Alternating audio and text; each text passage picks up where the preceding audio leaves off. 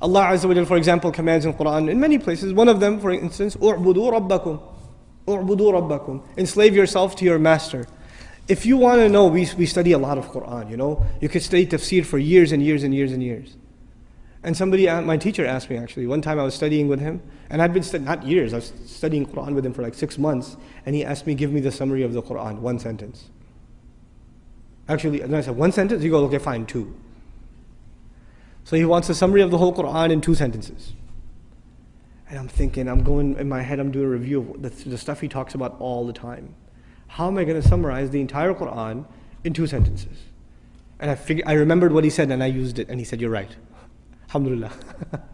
Here's what it was. Number 1, accept Allah as master and accept yourself as slave.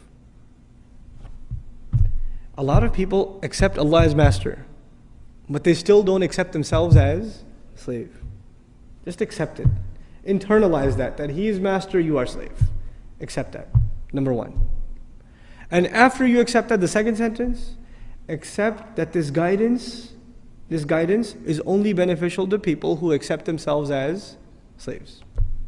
That's it.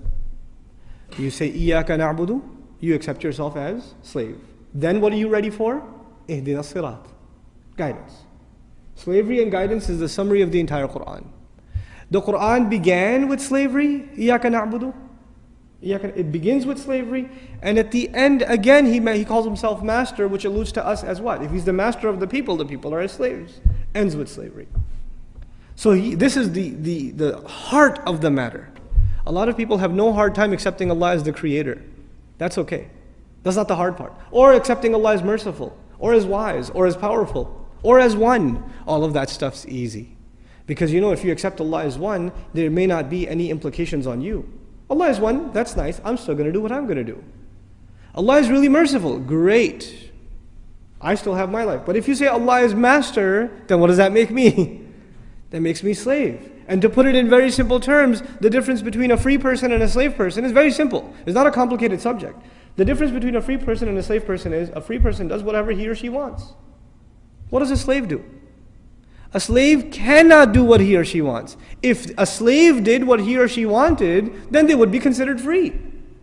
The only thing that makes them a slave is they do what the master wants. If you accept that your will comes under the will of Allah, your will has to be submitted like a slave before the will of the master. Then you've understood what this book is, what this message is. That's the summary of this message. It sounds very simple. I mean, it takes 5 minutes to explain, but internalizing that is a lifelong struggle.